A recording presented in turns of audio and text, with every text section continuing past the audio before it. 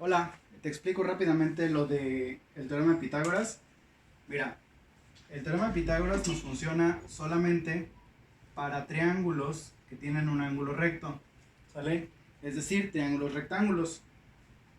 La suma de los ángulos internos de un triángulo, es decir, los ángulos de adentro, y le vamos a llamar A, B y C, tiene que darte, perdón, A más B más C, te tiene que dar 180 grados.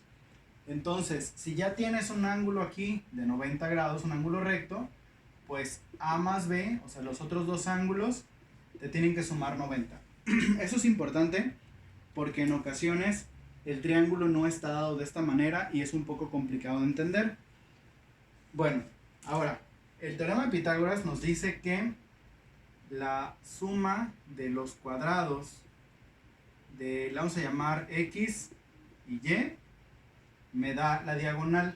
O sea, esta es X, esta es Y y esta es la diagonal. ¿Sale? Yo puedo determinar entonces el tamaño de esa diagonal si conozco los catetos, se le llama, es decir, los lados X y Y, pero también lo podría determinar si conozco alguno de los ángulos.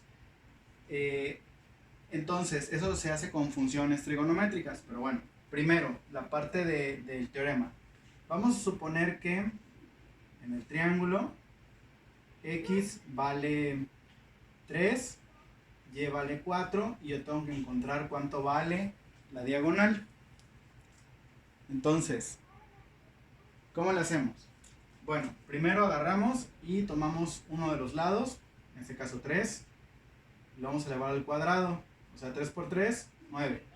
Luego el otro lado, que es 4 al cuadrado, es decir, 4 por 4, 16. Después lo sumo, 9 más 16 son 25. Es decir, que esta diagonal al cuadrado, su valor, vale 25.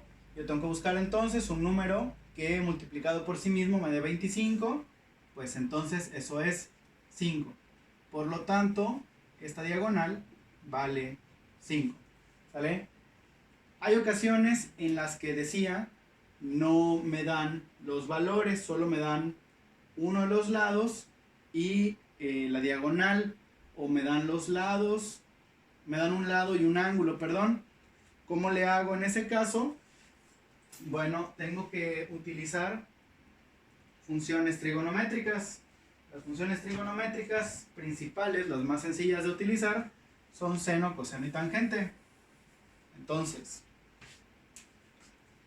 coseno, la función coseno de un ángulo, está dada por el cateto adyacente entre la hipotenusa. El seno del ángulo está dado por el cateto opuesto entre la hipotenusa.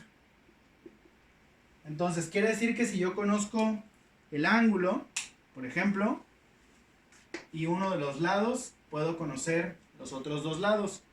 ¿Cómo le hago? Bueno, vamos a suponer que no tengo este valor ni este valor. Tengo que la diagonal vale 5 y aquí este ángulo es de 30 grados. ¿Ok? Entonces, ¿cuál es primero el cateto adyacente? Bueno, cuando tú formas un ángulo de forma típica, un ángulo lo puedes representar así, de esa forma. Si tú lo ves y lo pasas acá y lo pones así, te está diciendo la diagonal y el lado que forma el ángulo junto con la diagonal, que en este caso sería aquí 30 grados. Este lado que forma la diagonal se llama adyacente y el que queda restante, que en este caso sería el de acá, sería el opuesto. Si lo ves de otra forma, este es el ángulo y el que está enfrente, o sea, opuesto al ángulo, este sería en este caso el opuesto, que es Y. Entonces, yo puedo determinar el adyacente o el opuesto si tengo la hipotenusa y si tengo el ángulo. ¿Cómo le hago? Pues simplemente si tengo aquí en mi división, tengo este que está dividiendo, lo paso multiplicando, es decir, este lo paso para acá Lo quito de aquí, lo pongo acá, hipotenusa, y va a multiplicar al coseno. Y eso me va a dar el cateto adyacente. Cateto adyacente. Y quedamos que este cateto adyacente, que es el que forma el ángulo, es mi x. Entonces voy a borrar de aquí abajo. Entonces la hipotenusa vale 5. Coseno es una función y el ángulo son 30 grados. Y eso me va a dar la x. Es decir, el coseno de 30 es 0.866 por 5 me da 4.33. Eso valdría x. Y para encontrar el que está enfrente, que es la y, la fórmula decía que era seno del ángulo es igual a cateto opuesto, que no se llama ahora cateto opuesto, yo sé que ya es y, entre la hipotenusa, que bueno, yo sé que vale 5. Entonces, el ángulo yo sé que vale 30, simplemente voy sustituyendo. Este 5 lo paso para acá, despejo la y. Y el seno de 30 es 0.5. Entonces, 5 por 0.5 me da 2.5 y eso sería igual a la y. Entonces, hay varias formas de encontrar los valores de los catetos y de la hipotenusa, ya sea que conozcas la hipotenusa, por ejemplo, y el ángulo, ya sea que conozcas los catetos, o ya sea que conozcas un cateto y la hipotenusa, tendrías que hacer otro tipo de despejes, pero también se puede encontrar. ¿Cómo compruebo que esto está bien? Por ejemplo, bueno, simplemente agarro